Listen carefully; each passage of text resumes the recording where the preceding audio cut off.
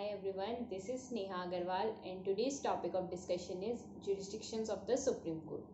Before directly jumping to the main topic, let me give you a brief introduction about the Supreme Court. The Supreme Court is the apex court in India.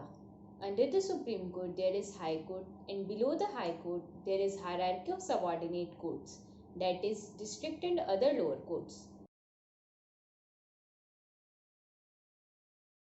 The Supreme Court of India was inaugurated on January 28, 1950.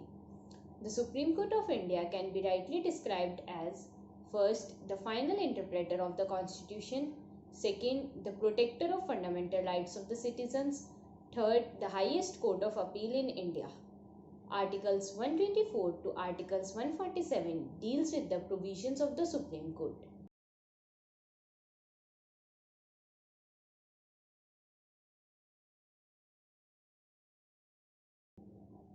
Today's topic of discussion is jurisdictions. But before I will tell you about all different kinds of jurisdictions of the Supreme Court, let me tell you what jurisdiction actually means. Jurisdiction actually means to what extent any body has been given the power. There are basically 6 kinds of jurisdiction. First, original jurisdiction, second, writ jurisdiction, third, appellate jurisdiction, fourth, advisory jurisdiction, fifth, Supreme Court as court of record, sixth, power of judicial review. We will discuss each and every kind of jurisdiction in detail one by one.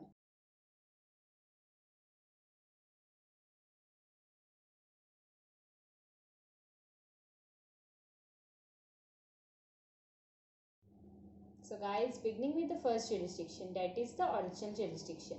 It is being mentioned under Article 131. As a federal court, the Supreme Court has the power to resolve the disputes between different units of Indian Federation. More elaborately, we can say that if there is any dispute that arises between first, the center and any one or more states, second, the center and some states on one side and other states on other side, third, between two or more states. In this case, the Supreme Court exercises exclusive original jurisdiction.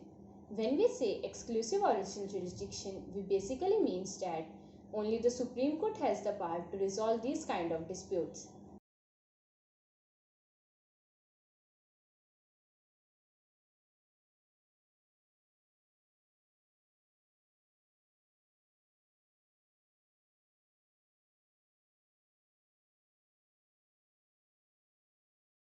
The next jurisdiction is the advisory jurisdiction, which is being mentioned under Article 143. It authorizes the President to seek the opinion of Supreme Court on two categories of matter. First, on any matter of public importance which has arisen or likely to arise. Second, on any dispute regarding the pre-constitutional treaty, agreement or other similar instruments. In the first case, the Supreme Court may tender or refuse to tender its opinion to the President. But in the second case, the Supreme Court must have to tender its opinion to the President. Hence, in both the cases, the opinions expressed by the Supreme Court are advisory in nature. The President is not binding to the opinions. He may follow or may not follow the opinions expressed by the Supreme Court.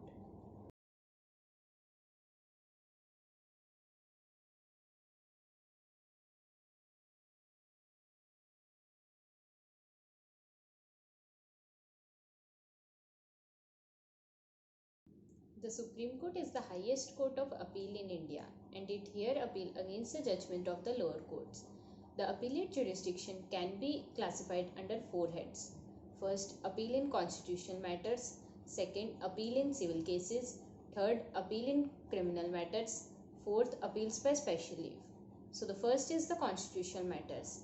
Under Article 132, Clause 1 of the Indian Constitution, an appeal can be made to the Supreme Court if the High Court certifies that the case involves a substantial question of law that requires the interpretation of the Constitution. Second is the civil cases. Article 133 provides that an appeal can be made against the judgment of the High Court if the High Court certifies that the case involves the substantial question of law of general importance and that the question need to be decided by the Supreme Court. Initially, only those cases which involve a sum of Rs 20,000 can be appealed in the Supreme Court. But by the 30th Constitutional Amendment Act of 1972, this monetary limit was removed. The third is the appeals in criminal cases. As far as the appeal in criminal cases are concerned, the Supreme Court here appeals in three situations under Article 134. First, if the High Court has withdrawn it before itself any case from the lower courts and that trial in the High Court has led to the conviction of the accused person and sentenced him to death. Second, if the High Court has an order for the reversal of the acquittal of the accused person and sentence him to death. Third, if the High Court certifies that the case is worth appealing in the Supreme Court. The fourth jurisdiction is the writ jurisdiction, which is being mentioned under Article 32. Let's first understand the meaning of writs. A writ is a quick remedy against injustice. We have been provided with certain fundamental rights like right to education, right to dignity. But until unless these rights are not protected, they have no meaning. In order to protect these rights, the Supreme Court issued writs in the forms of habeas corpus, mandamus, certiorari, prohibition, and quo warranto.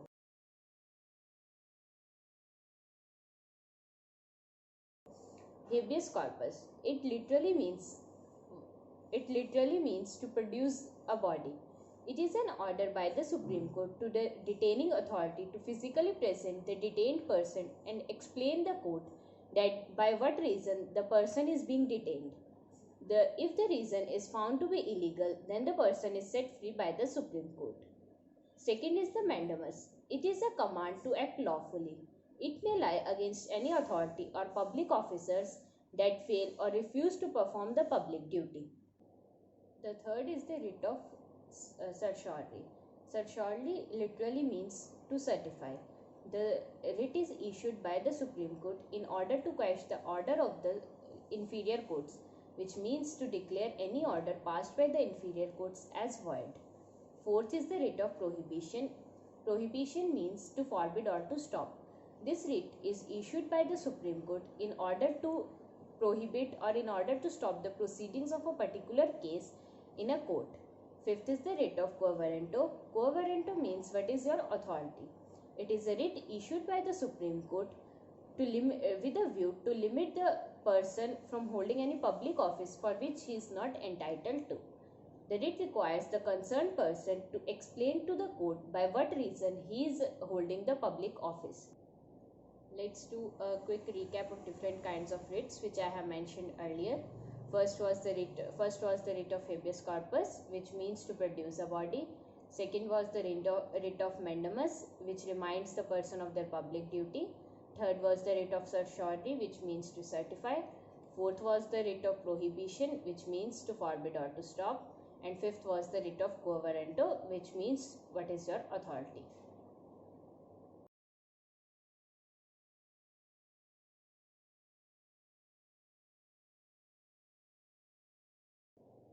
The next jurisdiction is the Supreme Court as court of record. As a court of record, the Supreme Court has two powers. First, any legal proceedings or any judgments or any law which is passed in the Supreme Court is recorded for perpetual memory and testimony. These proceedings are of evidentiary value and these proceedings can't be questioned in any court. Second, the court has the power to punish the person for the contempt of the court. The court can punish the person in two ways, either with the imprisonment of 6 months or with a fine up to ₹2,000 or both.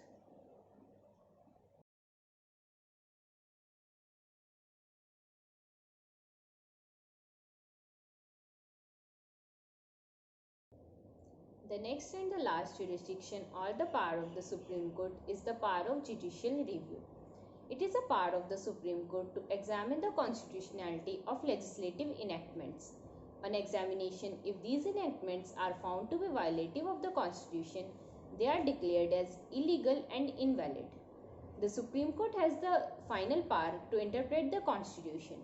The power of judicial review is used by both High Court and Supreme Court, but as I have told earlier, the final power lies in the hand of the Supreme Court. The point to be noted here is that judicial review power only covers the laws and not the political issues.